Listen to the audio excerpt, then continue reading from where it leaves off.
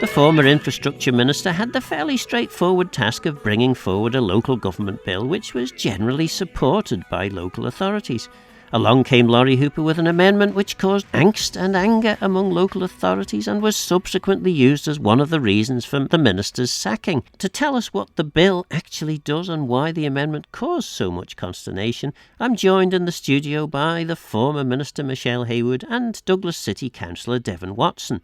The reason that this has hit the headlines, though, is because of the introduction, round about this time last year, of a clause that, according to local authorities, is controversial. Now, and I should, at this point out that I, of course, am still, just for another month or two, clerk to a local authority down in Arbury and Rushen. So, the former minister, perhaps if we start with you, why, and also former Port St Mary commissioner, and Chair of Port St Mary, my time. Yeah. Well, there we go. Why is this bill important?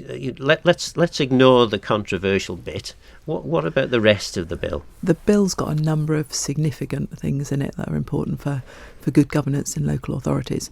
And it goes right the way back to a petition that came through to Tynwald and a select committee that made recommendations about this.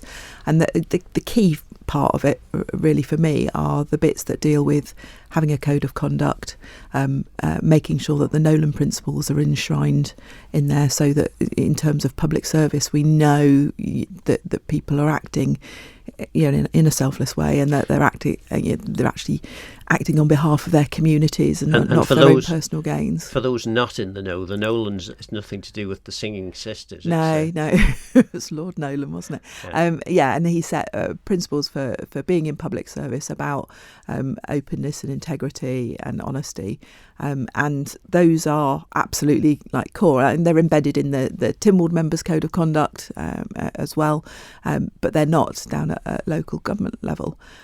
So those being embedded, members having to declare their interests and we talk about pecuniary interests, so the financial interests, not just for themselves but for those that are close to them as well. So you couldn't, for example, have a member sat on a local authority board who takes part in a discussion and then a vote which ends up with his own personal company being awarded a contract, because he would be, you can't manage that conflict of interest. And there are a number of instances, and I'm sure during your time with local authorities you can think of them as well. There were a number that happened when I was on Port St Mary Commissioners where that is a real risk, and it's a risk because it means that decisions aren't always taken with the best interests of the ratepayers and the community at heart. People can be swayed by their own personal gain, and so the kind of the core plank of this legislation was to get those really good governance structures in place for local authorities, and to require every local authority to provide that code of conduct, so that the department could check it through and check that it was compliant, and give advice to try and improve the standards of governance. Devon, that all sounds pretty reasonable, doesn't it? No, my job is to disagree with government. No, I'm kidding. No, I think I think one of the problems that we do have, particularly in the local context, is the adversarial nature of so many of our public institutions. And we're in an area where when we agree on 99% of a product, the way our political system is structured and the way our political culture works is that we are primed to focus on that 1% and disagree. You've got departments disagreeing with each other when they are objectively performing the same function. You've got local authorities disagreeing with central government, and you've got the public at each other's throats on contentious issues, when in fact there are only 85,000 of us in this country, and we should be able to work together much more easily on contentious issues. And I think that 90% or 99% of this bill we fully agree with. In fact, the council, or Douglas Council, wanted to see further. Do I go further in certain measures? For example, we're really keen to see the introduction of DBS checks for councillors, making sure that if you're a councillor and you're interacting with a vulnerable people, young people, women, that you are someone who is of sound character, that you've got no criminal convictions behind you. We're really keen to see that conflicts of interest legislation is being brought in. We want to see local authorities be stronger, and a lot of this bill does do that. A lot of this bill overall does make local authorities stronger by clarifying the bylaws process, clarifying how joint boards work, creating clear and distinct boundaries between local authorities and that sort of thing, clarifying some of how local authorities can work together and how boards within local authorities can work together. And these things are really, really good, and we wanted to see a lot of that work. It also does a lot of things like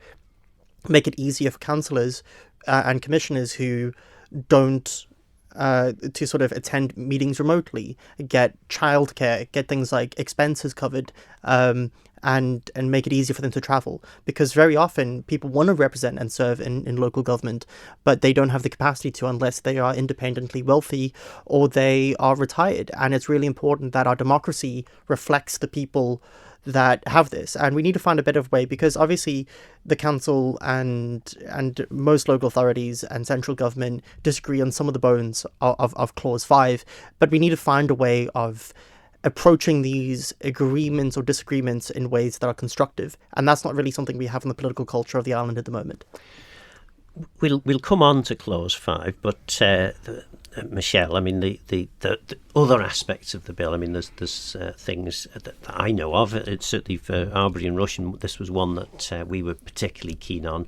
This was allowing for public open space to be leased. Now, at the moment, the law is quite vague on that, which means that on the one hand, you probably can do it, but on the other hand, there's no legal clarity as to whether you can or can't. Yeah, and it's an utter nonsense, isn't it, that we just haven't given local authorities the ability to manage the public open space that they own, and to enter into those leases that would be good for, I mean, often they're about supporting community ventures and sports clubs and things where the tenants as want to be there, and they're going to invest in putting up goalposts or building a clubhouse or something in that space, and they need some security of tenure in order to know that when they've done their fundraising, which will inevitably be from the community or from charitable trusts or whoever, that they can actually say, yes, we know we can be here for the next 21 years or whatever. It has to balance out, and we just haven't really given local authorities the ability to deal with that. And so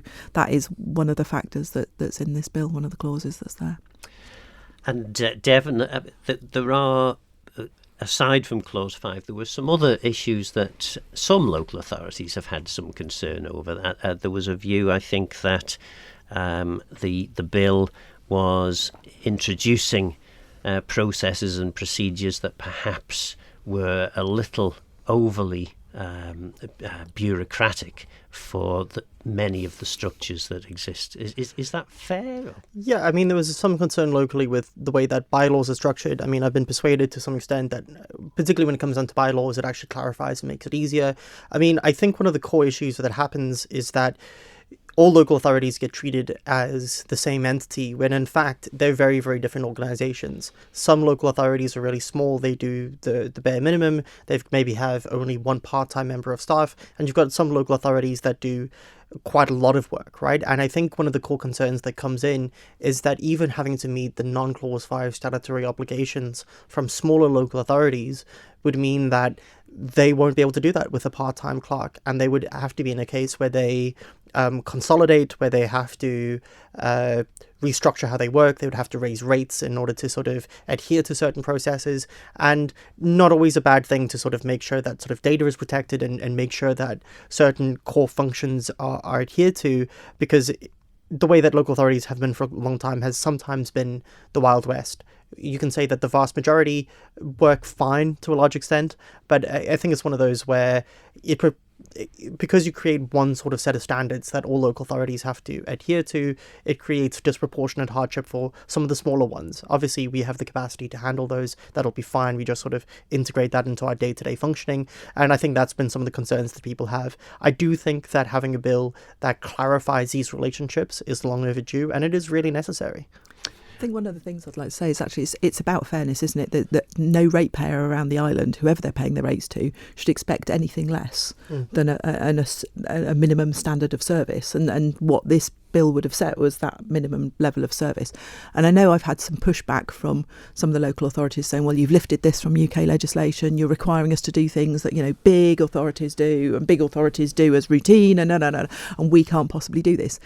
But I think my pushback at that is, if you have the power to set a tax or rates, if you have the power to tell somebody that they're going to pay a bill, and remember that your ratepayers don't negotiate with you over what they're going to pay in the way of tax. They have, once they own that property and it's rated for where it is, they will be paying whatever rate you tell them they will be paying. They will owe you.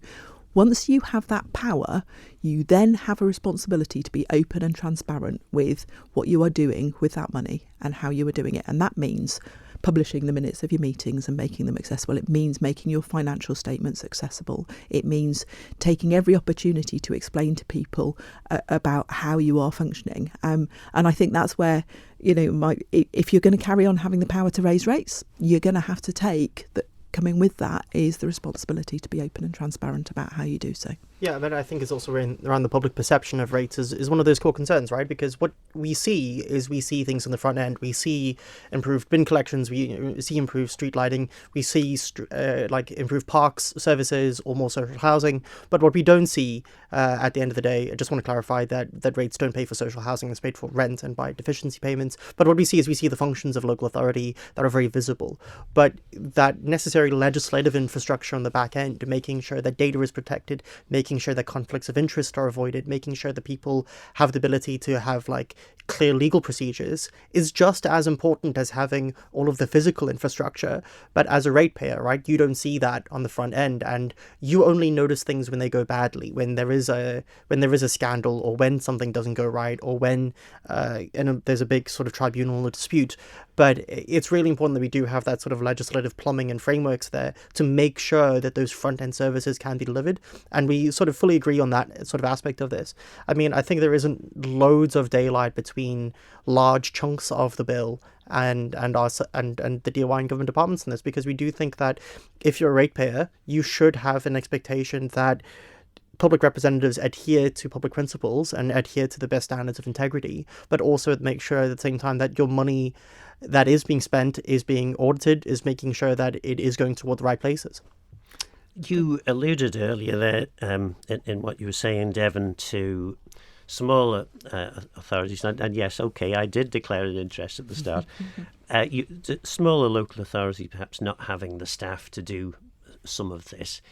And yet, it's the larger local authorities, the ones that hit the headlines. Onken obviously was the cause of this bill coming along in the first place. Port St Mary has had a churn of clerks, I think they call it, a fairly famous set of issues. So is that because the smaller local authorities, it might have happened in the smaller local authorities, but no one ever got to find out because they weren't reporting, or what is the issue there? I think that there's a number of issues, right? So one is there's a general sense of coherence among local authorities in terms of acting as independent political actors, as engaging in joint lobbying efforts, in terms of working together and sort of sharing services. So I think that this has sort of been an element of building solidarity among local authorities and sort of local democracies where they view, to some extent, interests have aligned. There's also another perspective in which larger local authorities, because they've got more members, they've got more people, and they've got larger impact on the day-to-day lives of people, they end up having a larger voice. They also typically tend to encourage more sort of political entrepreneurship. People who are looking to engage in political processes start off in local authorities and then sort of maybe move their way around, so they're a lot more likely to be a lot more vocal. A lot of smaller local authorities have long-serving members who serve the communities for decades, and no one gets into local authority politics to get rich. As you know, we don't really take a salary, we get some slight expenses, but it's one of those in which a lot of the indignation comes in at this idea of being regulated when you're doing a public service, right? And you're essentially volunteering and you're being tightly regulated on that. And I think that's one of the things that's caused consternation and pushback. But I think when you take a look at larger local authorities, one of the things that's been the source of pushback is perhaps that a relationship between central government and local authorities hasn't been good for many years. And that's something you have to work to change. I mean, for example, you'll have concerns that councillors and commissioners have around the lack of social housing funding and provision, or the lack of infrastructure investment, or the difficulties of boundaries between local authorities and central government. And this ends up being a flashpoint. If the relationship was perfect anyway, you probably would have seen a lot less contention, but this has sort of been a lightning rod for broader structural disagreements between local government and central government over time. So let's then move on to the controversial part of this bill. Clause 5. Now, you were appointed minister, was it November 2024? November 24, yeah. Yeah. Shortly after that, we get to January, and the bill is finally starting to make some progress again in the House of Keys. You have a newly appointed member, Lawrie Hooper, and Mr. Hooper comes forward with a series of amendments, two of which included actually holding local authority members personally liable and prone to fines and all the rest of it. Those didn't succeed in the House of Keys, but perhaps they set the tone, do you think, Michelle? Yeah, I mean, it was quite clearly explained by Lawrie when we ended up in front of Legislative Council about the sort of the timeline that ran there, that he'd been working on those amendments in the summer before I'd even become minister, and they were drafted up, before I invited him to come into the department. And when he spoke to Legislative Council, he explained that having attended the Northern Authorities Amenity Site board, where they clearly could not resolve their differences within that board in order to keep the Northern Civic Amenity Site working, he said to them, well, the only thing that I can do here is legislate. That's literally our job, isn't it? It's the only thing we can do is legislate, pretty much. And he said to them, I will legislate. And in fact, the members of Legco shared the minutes of their meeting, who said actually they'd welcome government legislation around this because they couldn't resolve their differences, and we needed something that would allow the department to step in and direct towards a resolution if one couldn't be found by the local politicians basically arguing it out in their board structures. And I think what it highlighted is that there are some services that local authorities provide that are provided in statute, and we could go through and amend statutes and start adding things on. Or there was the opportunity, because this bill was coming through, Lawrie drafted up this amendment to say, well, OK, in the event that we think that there's a need that the department could consult, come up with a scheme, come to Tynwald and say, do you agree that we should direct local authorities to do this? And if I take the example of the Northern Civic Amenity Site, once one local authority had dropped out of the funding mechanism and wasn't going to play ball anymore, and the others couldn't reconcile how to do it, the department has had to step in. The DOI is currently paying £50,000 a year of taxpayers' money, so ratepayers in the north are already paying towards an amenity site, a service that they expected but isn't a statutory service.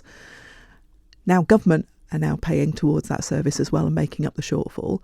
And the contract went to Ramsey agreed to run that site for us. But when we said, and can you reopen the reuse centre because that's in the contract, they said, no, we'll hand the contract back. So they gave us 6 weeks notice and said, we'll close the site down. Now, in consultation with the MHKs for the North, we agreed that it would be absolutely disastrous not to have an amenity site at all for the whole north of the island. Everyone's concerned about fly tipping and things, but because this is not a statutory service, there's no mechanism to compel anyone to do anything in this situation. Looking forward to next year, Ramsey have said they don't want to run the contract. It's gone out to procurement. It will cost more to run because it is going to hopefully run with the reuse centre reopen. And one of the key things is, understanding where those those things like those services sit within the bigger picture of, that sits within the waste strategy about being able to recycle and reuse things. It's a really important part of managing to deliver on that. So clause 5, my kind of base level demonstration of it is we could step in and say to local authorities, you need to provide amenity site and it needs to be to this standard. Now, I've been around and visited all the amenity sites recently. There are problems over in the west. They're well documented and out in public now. There have been problems there for a while. I know that southern residents are really, really unhappy about the fact that their reuse centre is a table outside and then it goes off to a charity shop, and you don't put the same items in a charity shop as you do into reuse. And the northern site, currently, I believe the reuse sheds there are full of waste electrical goods that haven't been dealt with properly. So we're starting to see services that residents expect fall apart, and the I imagine the first use of clause 5, if it goes through, will be that the DOI sets some sort of level of provision standard and says to local authorities, this is what you need to provide, and if you don't provide it, we will step in and provide it because your residents expect these services. And we do all expect those services. But there are a number of things that local authorities do because it's historical. They support libraries and swimming pools and things like that. And there's very little statutory requirement for them to do it. So when you get boards that take a notion that they're just going to walk away from services, that's exactly what they can do. And our constituents then turn to us and say, well, this isn't right. This isn't what I want. The local authority is not providing the service I want. And government has, without this clause, has very little power to intervene on that. As minister, as a former minister now, and indeed as an MHK, and indeed as a commissioner, you can't please everybody. Some people will have a view about one thing, and others will have a different view on that. So, for example, you use the reuse areas in the south. The Southern Civic Community Site Board think that they've come up with quite an innovative way to deal with this. They have established a charity which basically benefits from the money that's raised from the sale of these reuse items, and that charity then gives to a number of local good causes in the south of the island. Now that's something that you obviously disagree with, so you would not impose that on any of the other areas, but actually it might be that's a better idea than what you've come up with. It would be, but what you've done there is you've narrowed what goes into reuse because it's stuff that can be resold. And if you remember the old reuse centre down there, you'd go in and you'd find a chair that needed renovating, or you'd find a garden rake, or you'd find plumbing fittings, or old plant pots. Or those things are not going to appear in the charity shops. And so what you're now doing is more items that should and could be reused are instead just going into the waste stream, and that's kind of, it's morally wrong, it's environmentally wrong, and it's not where we should be at. We need to encourage greater reuse and greater amount of recycling and things. But I think, that's the kind of minor example about where do we set those service standards that we expect. And I'm hoping that the waste strategy gets published and local authorities look at it and go, okay. And some of that will mean an upping of standards. It will mean trying to push yourself towards those targets to increase the amount of reuse and to increase the amount of recycling. And how it's actually happened is it's not prescriptive in the waste strategy at all. It's up to local authorities to work out what fits, because there is a massive difference between rural local authorities and urban local authorities. And I know from my time in Ports and Merry Commissioners, trying to do curbside recycling just diverted stuff away from the DOI bring banks, didn't cut the amount of waste we were sending to the energy from waste plant, and created an extra round of salaries that we were paying for collecting materials that people were going to recycle anyway. They just put them on their doorstep rather than carrying them across to the drop banks. And so you diverted waste. And so the solutions to those things will be found locally, which is why it's not prescriptive, but we may well be prescriptive about the targets for cutting the amount that goes into the energy from waste plant, increasing the amount that's in reuse and recycling, because that's the right thing to do. I think it's one of those as well where, sorry, just to leap in on this issue, is that I think one of the things that I think that we have to talk about, like, mechanisms, right? And because as legislators, the mechanism that you have is legislation. That is the mechanism that we use to sort of solve things. That old joke about the Marines, I guess, is that when everything, all you have is a hammer, everything the best way to, like, everything looks like nails, right? But I think it's one of those things when you look at where services do work well, and no comment about some of the other amenity sites, but our amenity site is getting better every year, right? So, for example, without any legislation coming in dictating what we should be doing, is that you now see things like Tetra Pak being recycled. And we're not doing that because we have to. We're doing that because we want to genuinely care about the environment. We're partnering with Men and Sheds to create different reuse items so that appliances can be repaired and brought back into use. I mean, you are like the poster child, though, for how to run for a good amenity site that's forward-looking, that's trying to reduce its waste streams and is trying to reuse and recycle one of things as much as possible. And Clause 5 doesn't have to be used as the fact that it exists and that it means that the minister can sit there and say, look, if you don't play ball here, you work out how you're going to do it, but if you don't play ball, I do have the power to get Tynwald to say you need to comply with this. I think it's a stick.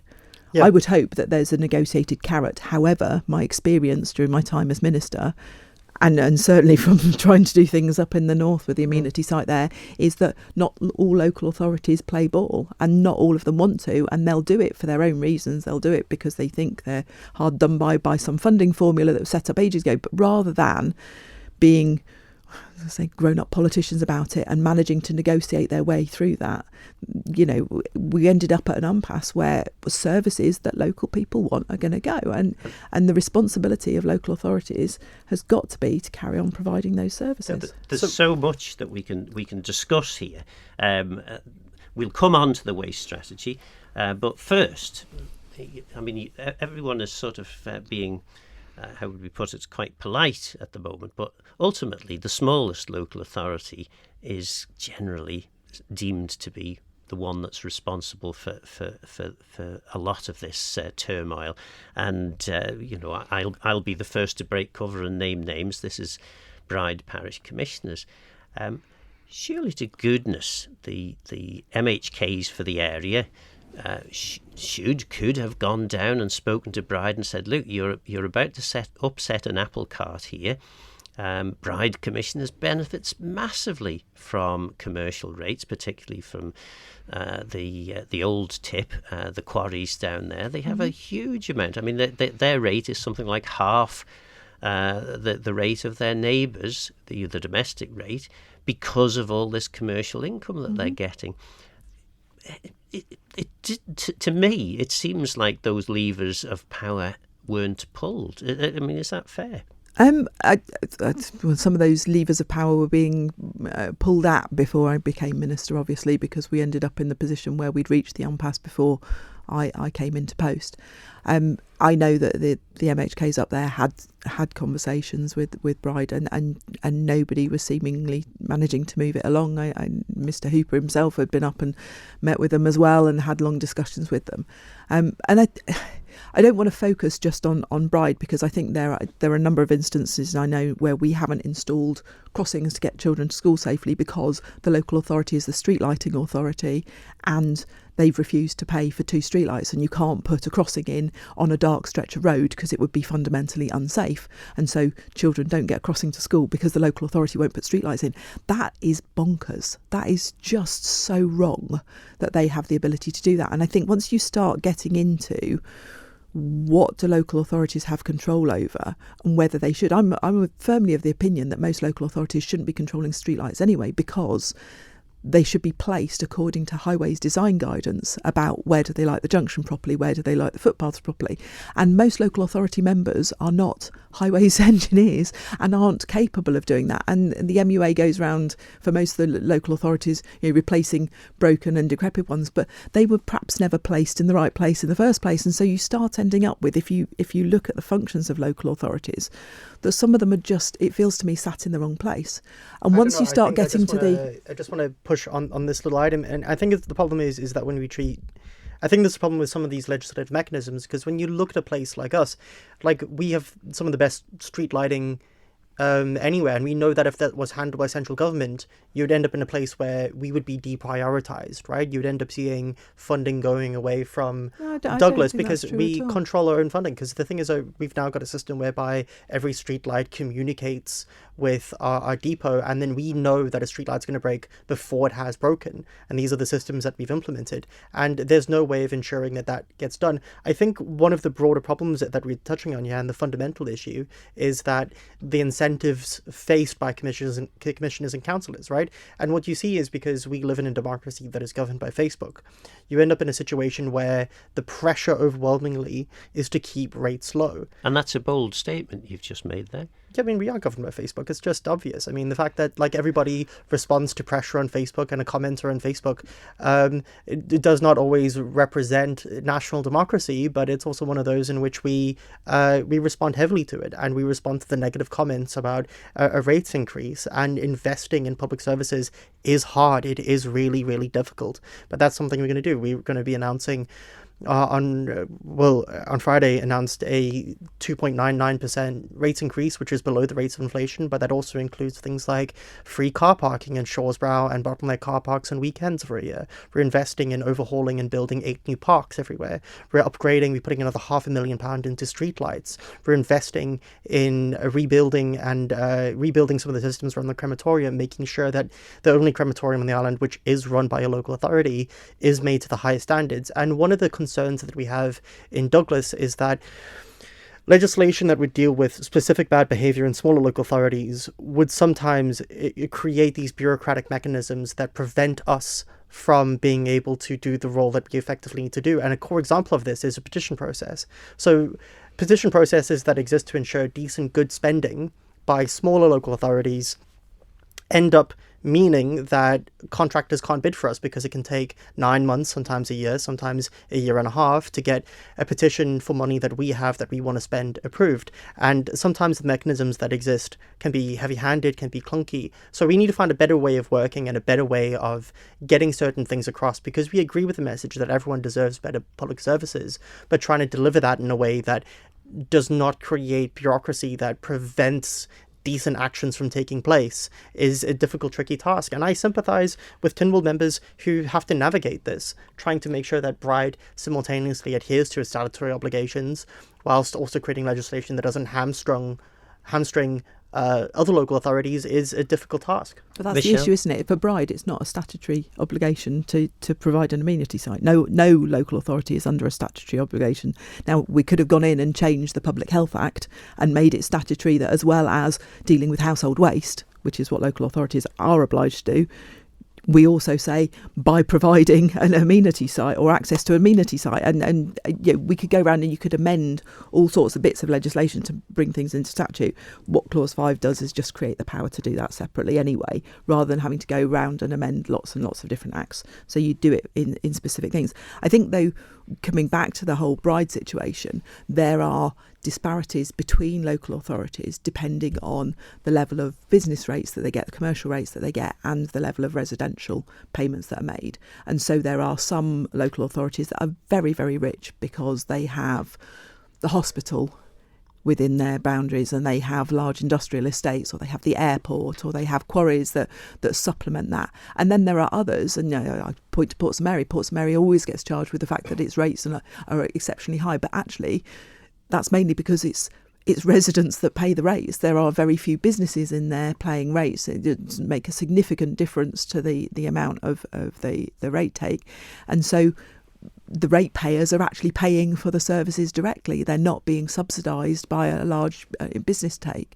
And this all sounds to me, and I wanted, hopefully we'll get back to waste, but this all sounds to me like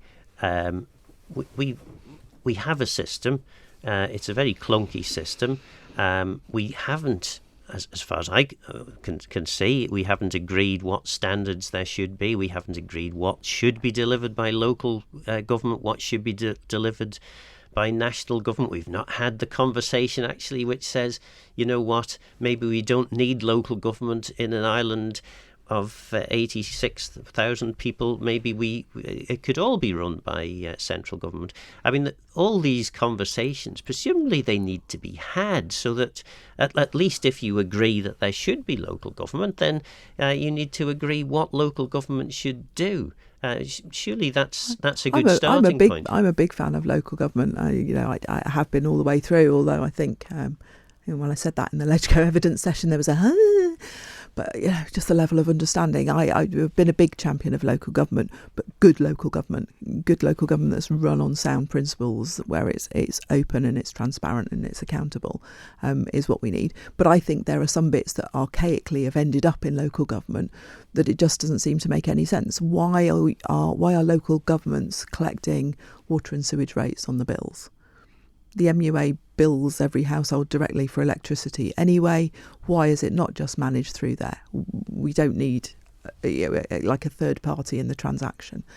If I come back to streetlights, Douglas is a bit of an exception, but I've had discussions over streetlights along the prom being particularly poor for those people who've got sight difficulties, that they might look great and they might talk to each other and they might be all beautifully controlled and colour coded and all sorts of things. However, they don't light up the pavements well enough for people to move around safely at night around those areas, and so there are some challenges over the decisions that can be made there. But when you get to most of the local authorities, they've got one supplier, the MUA, who comes in and deals with all of those. And then the MUA bills them back for the electricity for the lights that they've installed, and they bill them for the lights. And I know local authorities have loans to replace those lights. These are great answers. But why, when you were appointed minister, did you not think, actually, you know what, we need a big conversation. We need to have this conversation. It doesn't need to take a long time, but we need to decide what are the boundaries between central and local government. But this administration, right at the very start, decided it was not going to tackle local authority reform or rates reform. And the two get inextricably linked, don't they? Because what services you're paying for, what services you get, and how those are delivered it's all part of the same conversation. But what a tremendous piece of work. And it was absolutely avoided by this administration. As minister, what a tremendous piece of work. You could have left to the new administration. You could have had the conversation. You could have spoken to all the local authorities. You could have agreed what the standards and the direction needs to be. And that it could have been an election. And written on my whiteboard in my old ministerial office, which the new minister will have inherited now, is a little list, and it actually has on there Highways Charter, and it has parking controls, and it has a number of things. And you'll know that Mr. Hooper and I reinstated the housing conference with local authorities to start saying, how do we deal with social housing? How do we deal with what are your plans and where are you going?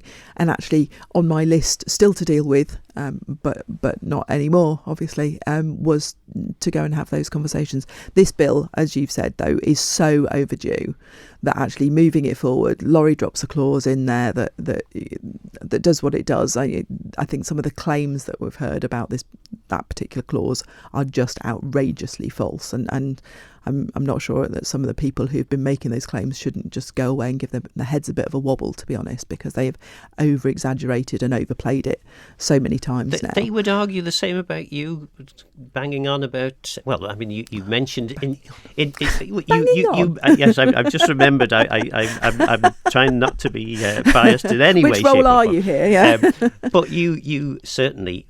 In your departing speech or departing interview, mentioned that clerks were responsible for the local authority kickback against Clause 5. I said that some clerks had been putting out information that was responsible. And clerks are not a political role, are they? No. They're there to advise their board members, and some of the advice from clerks to their board members is just factually incorrect. I think the repeated demonstration of a lack of understanding about how laws are made, how TILMOD functions, and how this bill has processed through, and at what point you get to make comments, and what point you get to interject on it. So just to take as an example, we have an evidence session at Legislative Council. They listen to everyone. Everyone is given a chance to speak and to answer questions, and it runs on for a good couple of hours. And at the end, when Legislative Council voted to move on to the next stage, which was for them to sit and examine the clauses, there were gasps of shock around the room, as though people in the room believed that somehow Legco had suddenly approved something, and all they'd done was decide to move on to the next step in their procedure and looking at the bill. They'd just concluded the evidence session.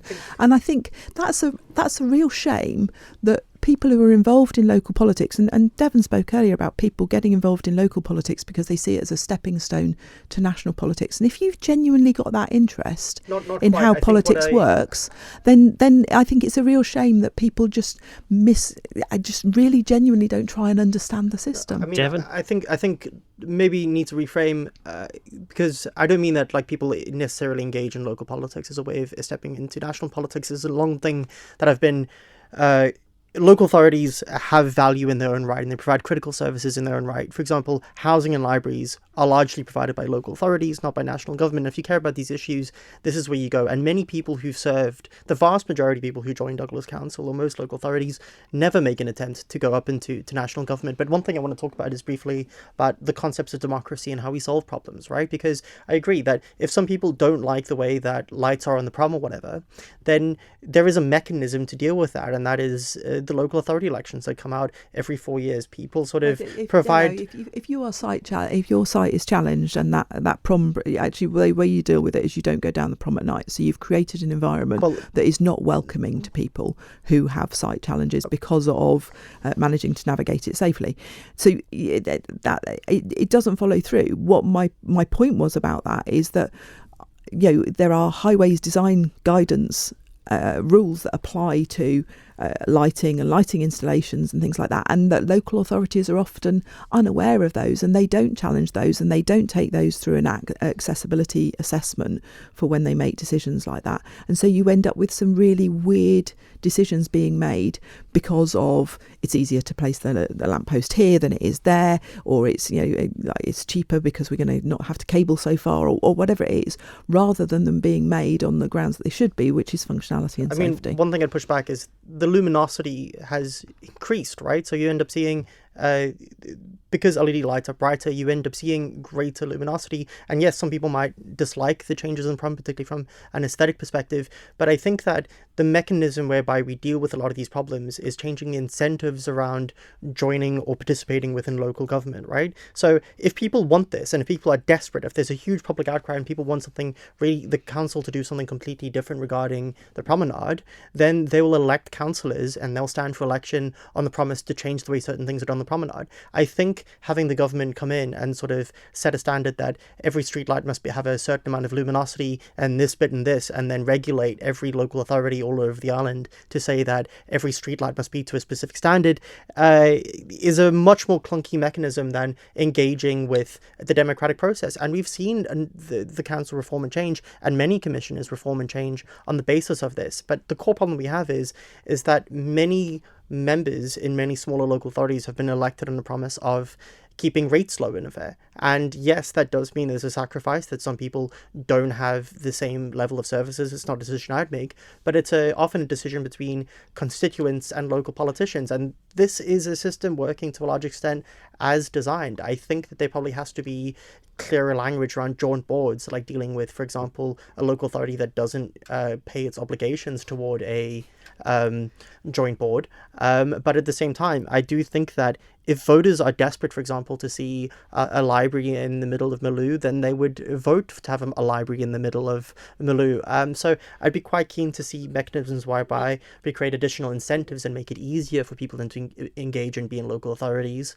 And then you get a better standard of governance. But then that's down to the local authorities, isn't it? And part of this bill is about local authorities publishing the minutes and publishing their decisions and allowing people to see the decisions that are being made on their behalf. And yet that's what I'm getting pushback from some of the local authorities about, is not wanting to publish that information. We are starting to get towards the end of the programme, and there is an issue. Well, there's several issues I'd like to talk about. In fact, we could probably keep going for another hour. Waste. Okay. When was Devon mentioned there about setting standards? I mean, there already are standards for lighting highways. That they are already set. That they're available. Waste. waste standards are set by the minister. The minister has power to do this. When was the last time a minister actually set standards? The previous waste strategy has run out. It ran out a I'm couple of years ago. I'm not talking about strategy. I'm talking about setting Well, the standards, the which standards you have the legal power to do as a minister. Who knows? I mean, I inherited a situation where I think you remember when Mr. Thomas was minister, he informed Tynwald that he'd got a new waste strategy and he ticked it off the island plan. Actually, it wasn't a waste strategy; it was just a report on the previous one. There have been significant changes around environmental standards, which are not necessarily set, not originated here on the island. They'll be set in Europe and in Westminster, and we end up having to comply. So we can talk about waste electrical goods in that context, because we need to export. We have to comply with the rules about where we're going to. So a lot of those standards are actually set external to the department. I suppose the reason I'm putting that forward, because I know that it certainly hasn't happened since I left office. It didn't happen when I was in office. It was something I was hoping that we would be able to get to, but we never did. There is the ability for the department to set standards relating to waste.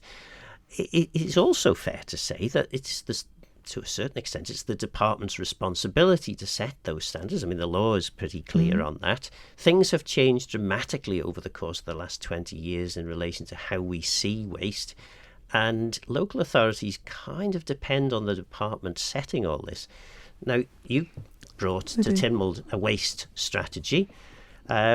Why did you not think to actually engage with the waste collection authorities, which are the local authorities, or indeed even let them know that was going to Tynwald? So there was a consultation about the principles of the waste strategy, and the strategy that's come forward is absolutely in line with the responses that were given then. So it has been consulted with the local authorities. But I think the key step change... I mean, it wasn't specific. That was a general consultation. The step change in there, though, it? actually doesn't affect local authorities, because the step change in the waste strategy now is to say the last waste strategy only dealt with household waste. And you're right, it's local authorities targeted. The new waste strategy that's come forward deals with all waste streams. And so suddenly local authorities become 15% of that equation. The big bulk of waste actually comes from construction industry, and we'd engage with the construction industry about how they do that. So one of the key proposals in that, if you noticed, was a new version of a landfill tax, basically, so that because we only have a very tiny amount of landfill available to us, and it's really precious, that we only use it for the materials that absolutely need to go in there. And so if a construction company turns up with mixed waste that's got timber and plasterboard and everything mixed into it, that there would be a tax on that, because we would be wasting precious landfill space by putting timber in there that didn't need to be there. So it forces the construction industry to sort their waste and to send it via the appropriate streams. And then the other part of the waste that's in there is business and government waste. Now, mostly businesses have contractors that deal with their waste streams, but the new waste strategy, and it is a step change away from the old one, was to say, here's all of our waste. How do we deal with every single part of this? Because it's no point just talking about household waste with local authorities. They're the authority for collecting household waste from households.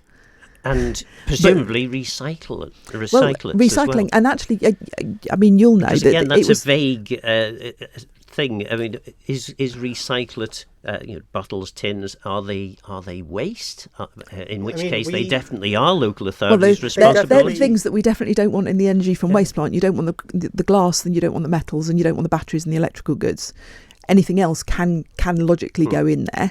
The question is, what is it well to do? And several times during the document, it references waste audits, and the idea that you sit down and you do the entire life cycle of, okay, so I have whatever. If I take Douglas as an example, they're running curbside collections. They're running it very, very well. It works for them, and that's fine. But it wouldn't work if I sent that up to, if I said go and do the same thing up in Patrick or Michael, because the distance between the houses is too far, you've got long driveways to go down, you'd spend so much time going around and burn so much fossil fuels doing it for the waste that you collect, that the equation starts to shift. And so what the concept of running a waste audit is that we challenge local authorities to sit there and think, well, what does the waste really mean? The things that we don't want in the energy from waste plant, because they contribute to the amount of bottom ash that we have to deal with, and that's a problem in itself.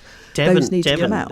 Because we're almost out of time now, but do you want to respond to any of that? Yeah, I mean, I think it's one of those that we need to start changing the way that we think of waste. And I think that even the term waste, it's just one of those where when you produce paper, plastic, tin, you end up in a sort of, or aluminium. These are things that can be recycled into brand new products, right? And I know that this is obvious, but currently we spend maybe £100 per ton burning that at the energy from waste plant, and instead we've managed to go to ratepayers and say, hey, listen, one of the reasons why we can finance really vast improvements to public services but at the same time also have a below inflation rates increase is because we're spending more money, we're spending less money burning waste that we can otherwise recycle. And that just makes sense financially, but it also makes sense environmentally. We do detailed carbon and waste audits, and we find out that at the end of the day, that's also better for the environment. We've provided these numbers both to ourselves and to the DOI. And the other bit that needs to come into that, though, is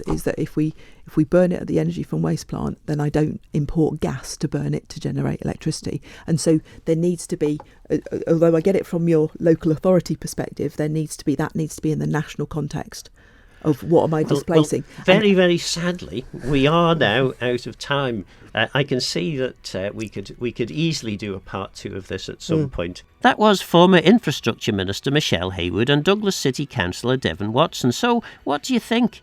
All the storm in a teacup? Was the former minister not listening, or were the local authorities not hearing? Perhaps both. Any clearer about who is actually responsible for what? Let me know your thoughts on the programme by contacting Phil Gaughan at manxradio.com, and get in touch if you have any ideas for future shows. Don't forget, this programme is available as a podcast. I'm Phil Gaughan. Go to myusangage.com. Thanks for listening.